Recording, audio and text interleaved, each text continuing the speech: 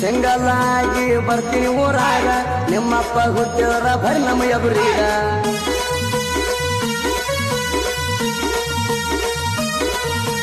ನಾಯಿ ಹಂಗ ಬಗುಳದಾತ ನೀವು ಈಗ ತಿಳಿಸಿ ಹೇಳಿದ್ರು ತಿಳ್ಕೊಲಿಲ್ಲ ಹುಚ್ಚ ಮಂಗ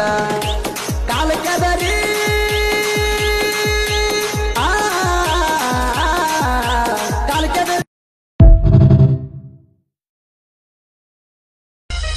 ನಮನ ಸೈಡ ಹೊಡಿಬೇಕಂದ್ರ 7 ಜನ್ಮ ಹುಟ್ಟಿ ಬಾರ